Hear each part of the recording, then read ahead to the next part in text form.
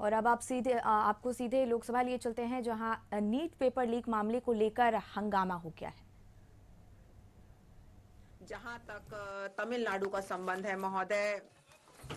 महोदय, जहां तक तमिलनाडु का संबंध है, बताइए आप इस प्रकार की बातें कैसे कर सकते हैं?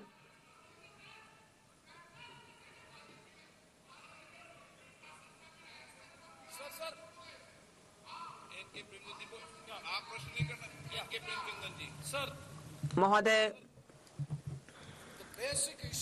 जो मूलभूत मुद्दा हमारे सामने है कि जो परीक्षा यहाँ पर जो हो रही है उसकी जो साख पर पहले ही बट्टा लग चुका है महोदय। 27 लाख से ज्यादा छात्र इस बार नीट में बैठे और भ्रष्टाचार उस दिन से ही शुरू हो गया जिस दिन पर यहाँ पर रजिस्ट्रेशन हुआ था।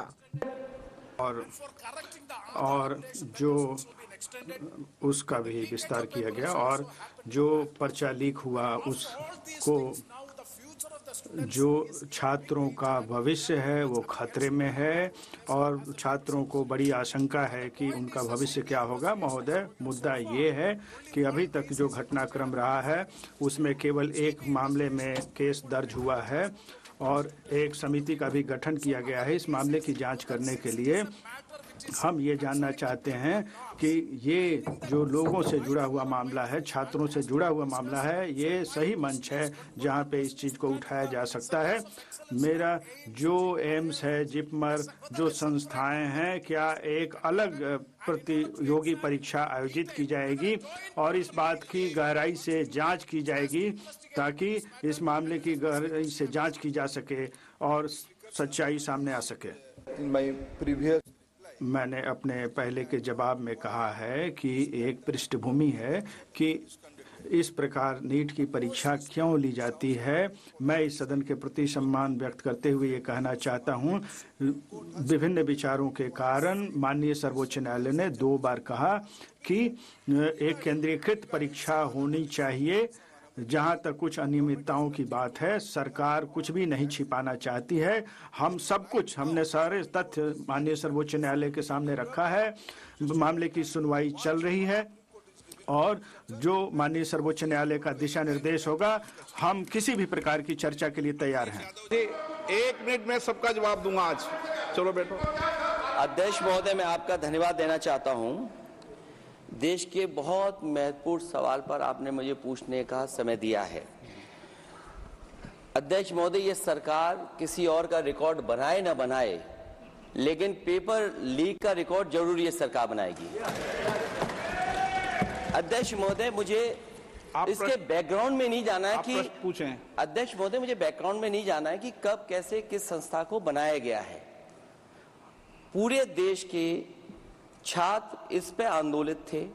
लगातार अखबार और सीबीआई की जांच के बाद चीजें सामने आ रही हैं, लोग पकड़े जा रहे हैं, जेल भेजे जा रहे हैं।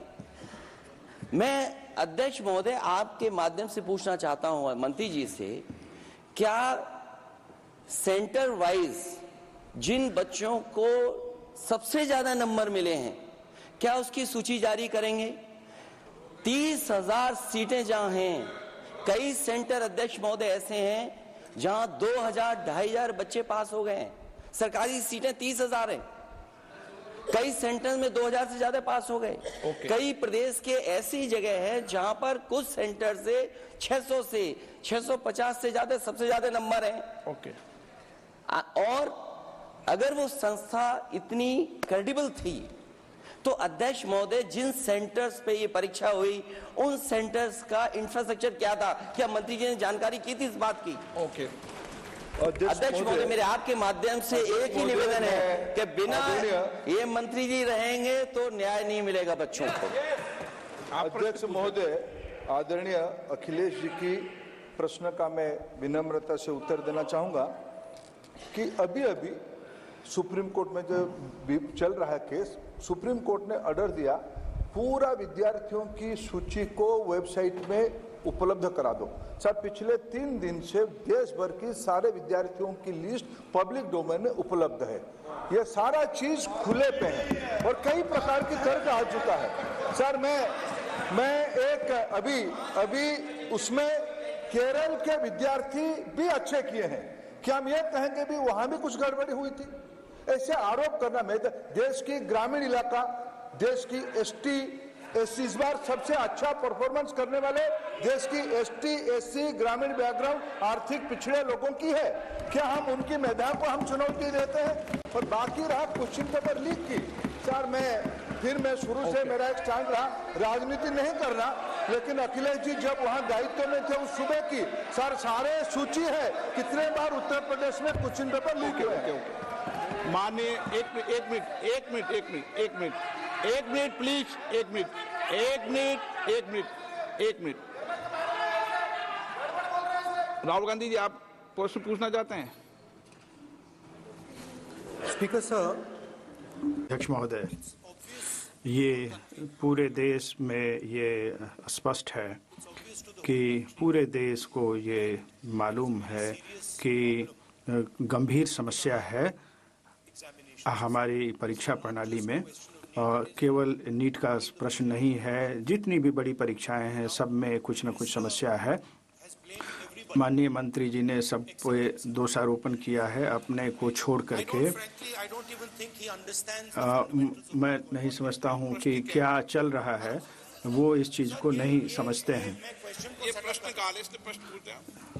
ये द इशू इज, मामला जो है कि लाखों छात्र हैं इस देश में जो काफ़ी चिंतित हैं कि क्या चल रहा है, और वो आश्वस्त हैं कि भारतीय परीक्षा प्रणाली एक जालसाजी है, वो खतरे में है। लाखों लोग ये मानते हैं कि यदि आप समृद्ध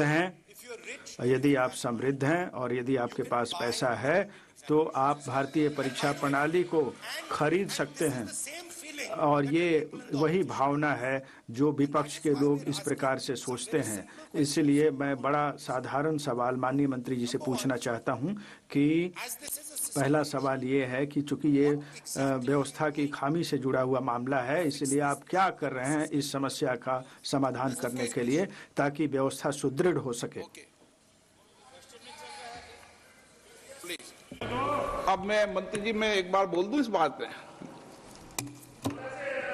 चलो मंत्री जी, आप शॉर्ट में जवाब दो, फिर मैं बोल ही देता हूं। आज आप शॉर्ट में जवाब देना प्लीज। अध्यक्ष महोदय, मेरे जो शिक्षा है, मेरे जो संस्कार है, मेरे जो सामाजिक जीवन है, मेरे को मेरे राज्य की, मेरे सूबे की जनता की स्वीकृति मिली है। मैं किसी की, मेरे बौद्धिक और मेरे संस्कार की सर्टिफिकेट मेरे को सारी सदन में किसी से नहीं चाहिए।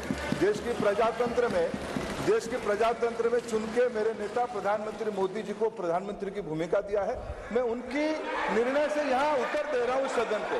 बाकी ये कहना चिल्लाने से सच झूठ नहीं हो जाएगा साहब। ये जो कहा गया देश की अभी की एग्जामिनेशन सिस्टम रबिश है सर, इससे दुर्भाग्यजनक बयान देश की नेता प्रतिपक्ष का कुछ नहीं हो सकता है सर। मैं कठोर शब्द से उसको निंदा करता हूँ।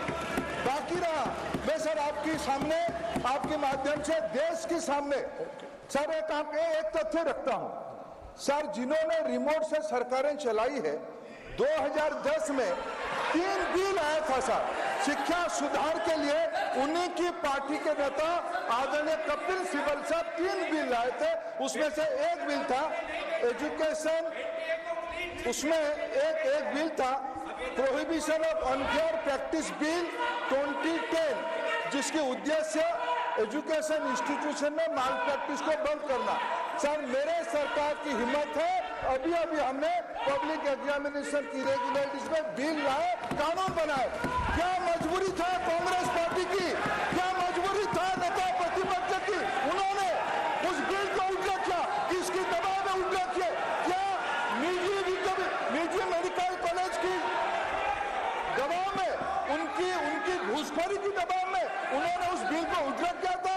सच सुनने की सामने ये मैं किसी की विद्वता में प्रश्न नहीं उठाता हूं, लेकिन सच 2010 में शिक्षा सुधार की बिल उन्हीं की सरकार ने लाया था, दबाव में उन्होंने उल्टा किया। वो हमको प्रश्न पूछते हैं।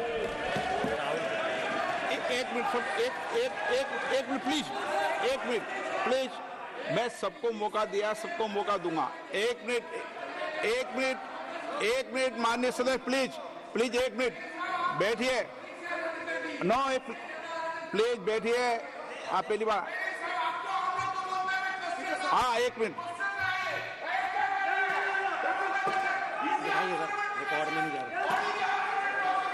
कल्याण जी प्लीज, कल्याण जी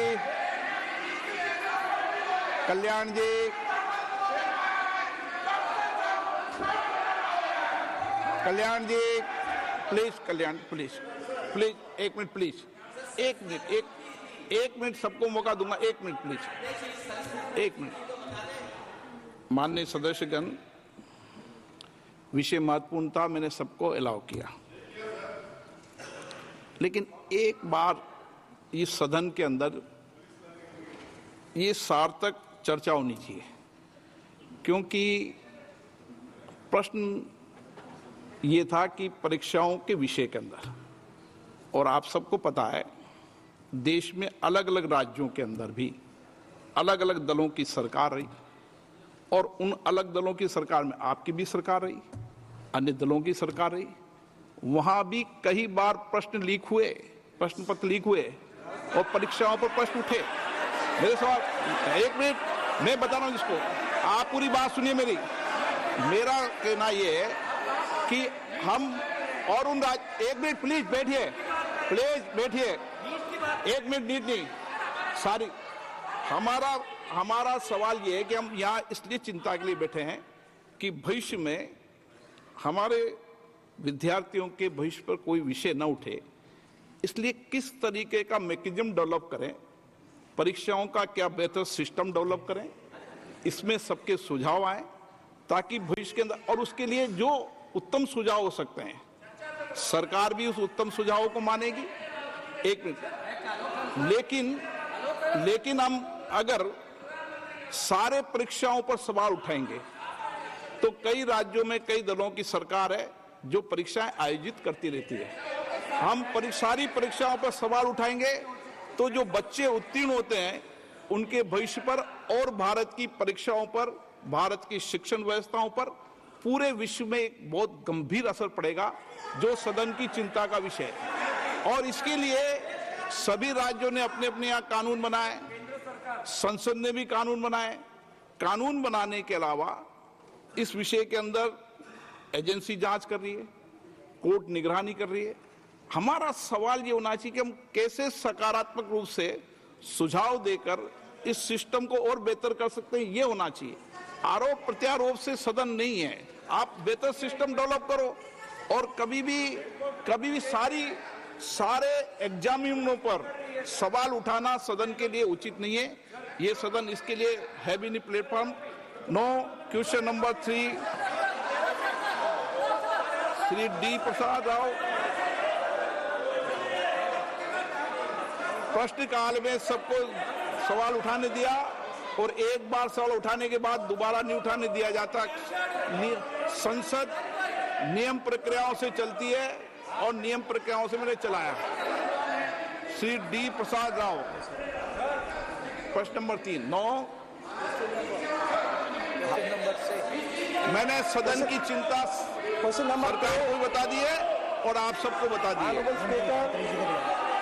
माननीय अध्यक्ष महोदय, मुझे अवसर देने के लिए बहुत धन्यवाद। मैं प्रसाद राव हूँ, चित्तौर संसदीय निर्वाचन क्षेत्र आंध्र प्रदेश से हूँ। मेरे मुख्यमंत्री चंद्रबाबू नायडू गारू ने विशेष वित्तीय सहायता केंद्र से मांग की है, और ताकि जो आंध्र प्रदेश के पुनर्निर्माण के लिए उन्होंने प्रश्न संख्या 3 है, पहले बोलो प्रश्न संख्या 3। Question number 3। प्रश्न संख्या 3। कोई दिक्कत नहीं, सब सीधे पहली बार आए, अब मान्य प्रश्न पूछे। प्लीज सदस्य। महोदय, मैं बहुत ही महत्वपूर्ण विषय पे, मैं प्रसाद राव हूँ, चित्तौर संसदीय निर्वाचन क्षेत्र आंध्र प्रदेश से हूँ। हमारे प्रिय मुख्यमंत्री चंद्रबाबू नायडू गारू ने केंद्र सरकार से समुचित वित्तीय सहायता की मांग की है ताकि आंध्र प्रदेश का पुनर्निर्माण किया जा सके, जो गंभीर आर्थिक संकट से गुजर रहा है विभिन्न परियोजनाओं को पूरा करने के लिए।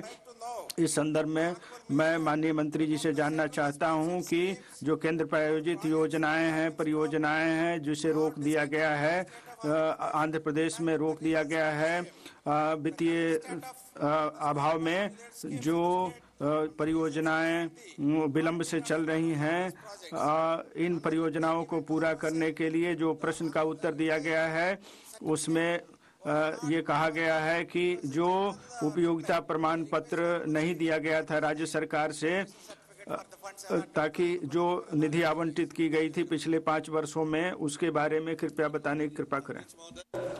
माननीय सदस्य ने जो ये बताया है कि माननीय मुख्यमंत्री जी आए थे, मैं उनको बताना चाहता हूं कि इस आशय का पत्र माननीय मुख्यमंत्री जी ने भारत सरकार को प्रस्तुत किया है और भारत सरकार की इस प्रकार के सभी अनुरोधों का परीक्षण कराने के बाद ही नियमानुसार कार्रवाई करती है तथा आंध्र प्रदेश के भी अनुरोध का भी इसी प्रकार से समुचित परीक्षण करके निर्णय परीक्षण किया जाएगा। जहां तक केंद्र प्रायोजित योजनाओं का सवाल है के संबंध में माननीय सदस्य ने प्रश्न में बताया कि मैं उनको बताना चाहता हूं कि केंद्र में प्रायोजित योजनाएं सभी राज्यों के लिए होती हैं और केंद्र सरकार की तरफ से किसी योजना को राज्य विशेष के लिए बंद नहीं किया जाता है। केंद्र सरकार का केवल आग्रह मात्र यही होता है कि संबंधित योजनाओं को दिशा निर्देश के अनुपालन के तहत कार्य किया जाए। सप्लीमेंट्री, माननीय ऑनरेबल मेंबर सप्लीमेंट्री। माननीय सदस्य कृपया पूरक प्रश्न पूछें।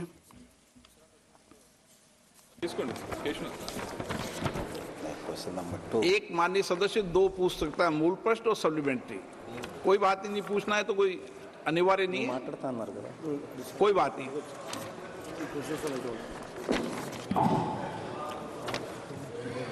So respected sir, despite the release माननीय अध्यक्ष महोदय, 2016 करोड़ रुपया जारी करने के बाद भी इन राशि का दुरुपयोग किया गया था, जिसके कारण जो केंद्र प्रायोजित योजनाएं हैं पिछले 5 वर्षों में, इसलिए राज्य के लोगों को उसका लाभ नहीं मिल सका। इसलिए माननीय मुख्यमंत्री चंद्रबाबू नायडू गारू द्वारा जारी श्वेत पत्र में इन बातों का उल्लेख किया गया है। पहला पोलावरम सिंचाई योजना से संबंधित है और अमरावती राजधानी के निर्माण के लिए है। क्या इसके बारे में कोई जानकारी मिली है जहां पे जो निधि है उसका अन्यत्र व्यय किया गया है पिछले 5 वर्षों में? मेरा दूसरा प्रश्न ये है कि क्या इस प्रकार के मामलों की जानकारी प्राप्त हुई है और इसके बारे में क्या कार्रवाई की गई है केंद्र सरकार द्वारा? माननीय मंत्री जी, पहले भी बताया कि केंद्र प्रायोजित योजनाओं का कहीं ना कहीं केवल भारत सरकार का होता है कि जो दिशा निर्देश उसके अनुसार पालन किया जाए। जहाँ तक पोलावरम और उसके विषय में, राजधानी के विषय में बात किया है माननीय सदस्य जी ने कि आंध्र प्रदेश राज्य पुनर्गठन अधिनियम 2014 के माध्यम से जो आंध्र प्रदेश की आर्थिक सहायता के लिए मात्र बना था, उसके लिए भारत सरकार ने अब तक जो रिसोर्स गैप के मध्य में 1678.76 करोड़ रुपए, जो रायसीना जो उनका पिछड़ा जिला है 7, उसमें 1750 करोड़ रुपए, और राजधानी अमरावती की जो बात कर रहे हैं उसमें 2500 करोड़ रुपए, और पोरालम नेशनल इरिगेशन के लिए भी 15,147 करोड़ रुपया, और विशेष सहायता उपाय के लिए 15.81 करोड़ रुपया दिया गया है। लगभग 35,492 करोड़ रुपया अब तक भारत सरकार आंध्र प्रदेश सरकार को दी। श्री केसी नेनन शिवनाथ।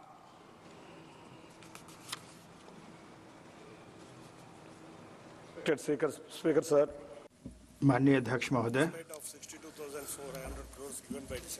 62,600 करोड़ रुपया देने के बाद भी इस राशि का अन्यत्र उपयोग किया गया है और इसमें भ्रष्टाचार के मामले की भी रिपोर्ट की गई है, और पोलावरम जो सिंचाई परियोजना है और अमरावती राजधानी के निर्माण की बात है। मैं माननीय मंत्री जी से जानना चाहता हूं कि क्या इसके बारे में जानकारी केंद्र सरकार को है और इसके बारे में क्या कदम उठाए गए हैं इस समस्या के समाधान के लिए? माननीय अध्यक्ष जी, मैंने पहले भी इसको बताया कि भारत सरकार दी है, ऐसी कोई सूचना हो तो प्राप्त होगी तो जरूर जाती है। श्री टी आर बालू जी। Mister TR. बालू जी. माननीय अध्यक्ष महोदय, ये बहुत ही विचित्र बात है कि चेन्नई में और जो कस्बाई क्षेत्र है चेन्नई का, वहाँ पे एक परियोजना चल रही है 2019 से, और ये अनुमोदित कर दिया गया है। और पिछले 5 वर्षों से केंद्र सरकार ने 1 रुपया भी खर्च नहीं किया है इस योजना में।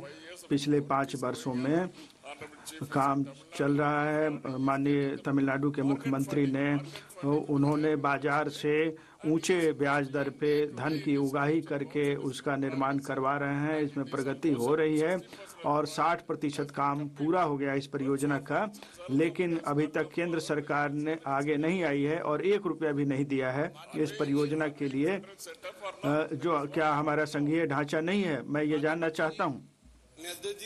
माननीय सदस्य ने जो प्रश्न उठाया है, क्योंकि ये प्रश्न से संबंधित नहीं है, क्योंकि ये केंद्र प्रायोजित योजना आंध्र प्रदेश से संबंधित प्रश्न था। बाकी उनको जानकारी चाहिए तो भेजेंगे तो उनको उपलब्ध करा देंगे।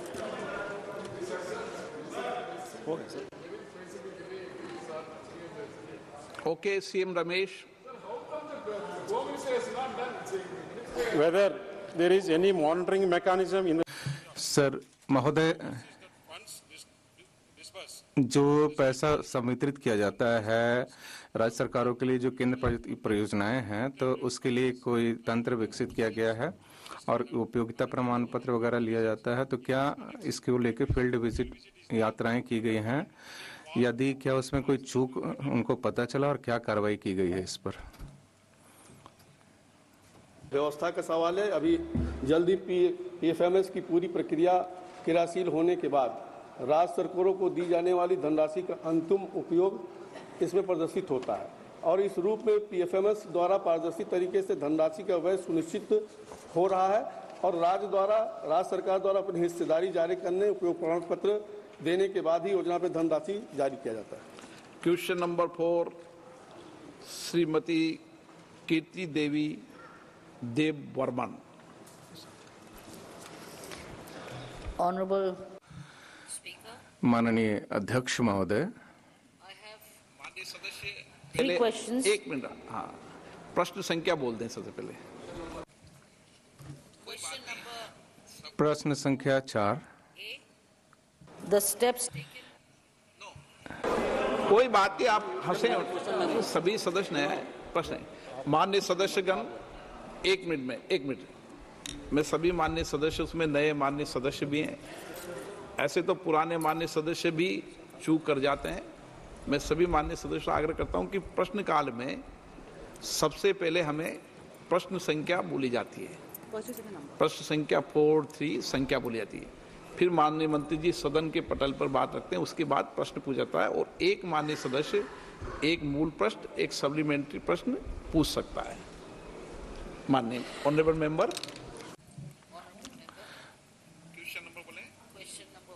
प्रश्न संख्या 4. माननीय मंत्री महोदय. माननीय अध्यक्ष महोदय, विवरण सभा पटल पर रख दिया गया है.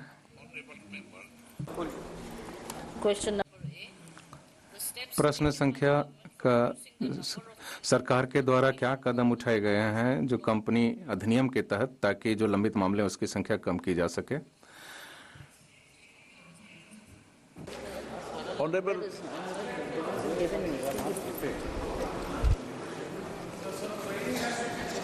रिस्पेक्टेड माननीय अध्यक्ष महोदय, सदन की कार्रवाई को बाधित करते हो ना. मिनिस्ट्री ऑफ कॉर्पोरेट कार्य मंत्रालय ने कई कदम उठाए हैं जो लंबित अभियोजन विभिन्न न्यायालयों में लंबित हैं, उनकी प्रगति को में तेजी लाने के लिए एक वरिष्ठ अधिकारियों की कमेटी जो है बनाई गई थी MCA के द्वारा, ताकि अभियोजन को किस प्रकार से वापस लिया जा सके और जो न्याय मामले हैं उसमें जो प्रक्रियागत या तकनीकी जो पक्ष है उसको ध्यान में रख के. तो इस प्रश्न का उत्तर ये है महोदय. The answer is महोदय, उत्तर जो है वो सभा पटल पर पहले ही रख दिया गया है।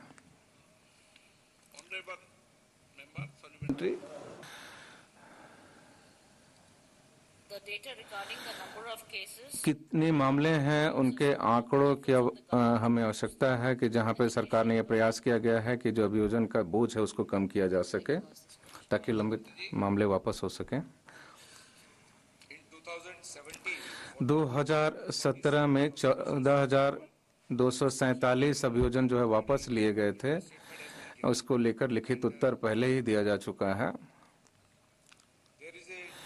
और एक निर्णय लिया गया था मंत्रालय के द्वारा कि 7,338 ऐसे संज्ञेय जो अपराध हैं जिन्हें चिन्हित किया गया था, उसमें 6,294 आवेदन जो है उसमें भी वापसी के लिए विभिन्न न्यायालयों में मामले लंबित हैं।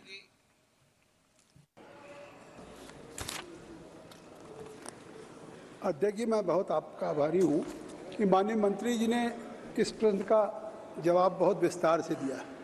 माननीय मंत्री जी ने अपने उत्तर में स्वीकार किया है कि हम कंपनी एक्ट के अंदर जो लिटिगेशंस बरसों से पड़े हुए हैं उनकी पेंडेंसी को रिड्यूस करने के लिए 2017 में एक कमेटी बनाई और 2022 में एक कमेटी बनाई।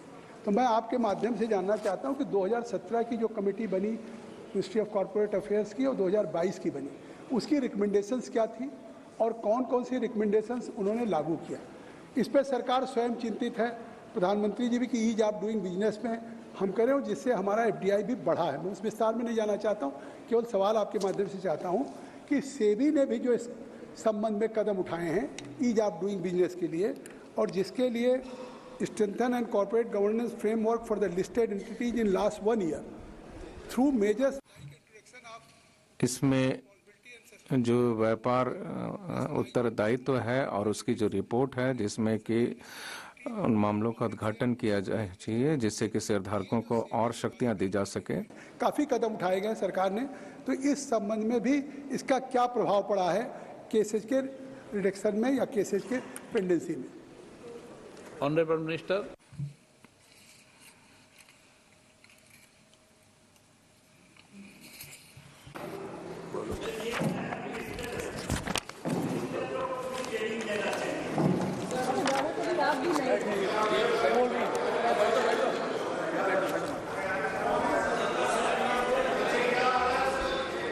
Sir, please allow me. महोदय, मुझे अनुमति दें। MOS हर्षा जी वो उत्तर, उनको जो व्यापक उत्तर दिया गया है उनको थोड़ा समय लगेगा उसको सही ढंग से यहाँ पे उनको प्रस्तुत करने में। तो जो ऐसा कि जो पहले ही महिला सदस्य ने प्रश्न पूछा था और श्री जगदम्बिका पाल जी ने पूछा था, उसके बारे में उत्तर देना चाहूँगे। कॉर्पोरेट कार्य मंत्रालय ने कई कदम उठाए हैं ताकि जो लंबित मामले हैं न्यायालयों में उनके बोझ को कम किया जा सके। जैसा कि मैंने पहले भी उल्लेख किया है, एक तो विशेष अभियान चलाया गया है फेज 1 का और विशेष अभियान चलाया गया फेज 2 का। ये 2023 में लागू किया गया और पहले वाला 2022 में किया गया था। जुलाई 2024 तक वो चलेगा। 6,294 ऐसे मामले जो हैं अभी वापसी के लिए विभिन्न न्यायालयों में लंबित हैं। जहां तक ईज ऑफ डूइंग बिजनेस की बात है, व्यापार सुगमता की बात है, उसको लेकर कई कदम जो है हमने लिखित उत्तर में बताया है कि क्या कदम उठाए गए हैं। महोदय, 11 ऐसे कदम हैं जिनका उल्लेख यहाँ पे करना चाहूंगी। विशेष रूप से इस उत्तर में उनका जिक्र किया गया है, लेकिन सबसे महत्वपूर्ण जो है गैर आपराधिकरण ऐसे 63 ऐसे गंभीर अपराधों के। बैठे बैठे प्रश्नकाल में नहीं बोला जाता है, टिप्पणी नहीं की जाती, ठीक है ना माननीय मंत्री जी। महोदय, 63 ऐसे अपराधों को उनको गैर आपराधिकरण किया गया है उनका, जिसके परिणाम स्वरूप आज कंपनियों के पास अपने कार्य को सही ढंग से करने का काफी समय है और उनका अनुपालन सुनिश्चित किया जा रहा है। जो गैर एंड STP रिफॉर्म सुधार हैं वो भी लागू किए जा रहे हैं। इसका सबसे महत्वपूर्ण अंग है महोदय कि कंपनियों के लिए प्राधिकृत पूंजी जो है 14 लाख तक की जो है, जो छोटी कंपनियां हैं, इसका अर्थ हुआ कि जो अपने व्यापार को शुरू करती हैं उनके लिए कोई शुल्क अभी प्रभावित नहीं है। ये हमने व्यापार सुगमता के तहत इसे सुनिश्चित करने का प्रयास किया गया और इसके अलावा भी हम जो मामले जो लंबित हैं न्यायालयों में उसे कम करने की दिशा में काम कर रहे हैं। यह जो प्रश्न है ये ईज ऑफ डूइंग बिजनेस या व्यापार सुगमता से जुड़ा है, जिसके बारे में मंत्री जी प्रयास कर रहे थे उत्तर देने का।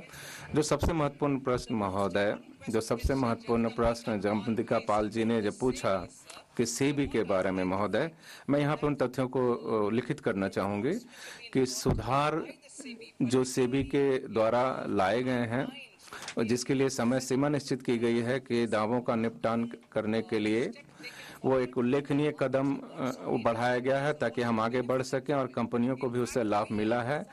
वस्तुतः हम अभी बहुत आगे निकल चुके हैं कई अन्य देशों की तुलना में, जहां पे ऐसी कंपनी अधिनियम जो है काम कर रही हैं, अभी भी वो वहां पर वो अपने उन दावों का निपटाना नहीं कर पाए हैं। T+6, T+5 या T+4 हो, T+1 भी हो, ये प्रभावी ढंग से हमारे यहाँ पे अभी चलाया जा रहा है महोदय। सेबी से संबंधित जो सुधार हैं वो भी आ रहे हैं और ईज ऑफ डूइंग बिजनेस में हम जो हितधारक हैं उनको हम और इसमें लाभ देना चाहेंगे। यह जो प्रश्न है ये बहुत बड़े क्षेत्र से जुड़ा हुआ है जहां पे कंपनियों के मामले जुड़े हुए हैं। ये लंबित मामलों की संख्या कम करना है और ईज ऑफ डूइंग बिजनेस को भी और सुगम बनाना है। जैसा कि हमारे राज्य मंत्री जी ने उत्तर दिया था, ये बड़े परिप्रेक्ष्य में उसका उत्तर था जो लिखित उत्तर में दिया गया है महोदय। बहुत ही व्यापक उत्तर है। जैसा कि मंत्री जी ने प्रयास कर रहे थे उत्तर देने का, लेकिन चूंकि वे नए हैं उनको थोड़ा समय लगेगा, लेकिन उनको सुनने का प्रयास करना चाहिए। मैं सबसे अनुरोध करूंगा कि वो उनके विचारों को भी स्वीकार करें। बहुत बहुत धन्यवाद माननीय अध्यक्ष महोदय।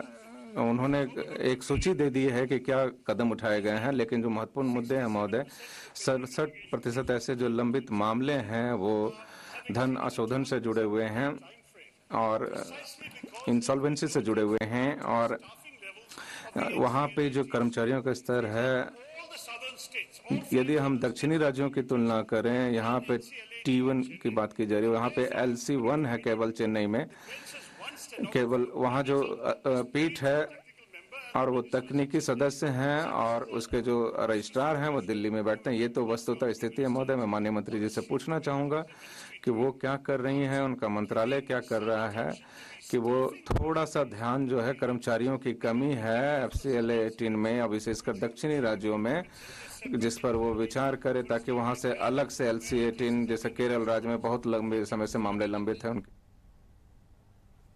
और इसी के साथ इस खास बुलेटिन में फिलहाल इतना ही। दीजिए इजाजत। नमस्कार।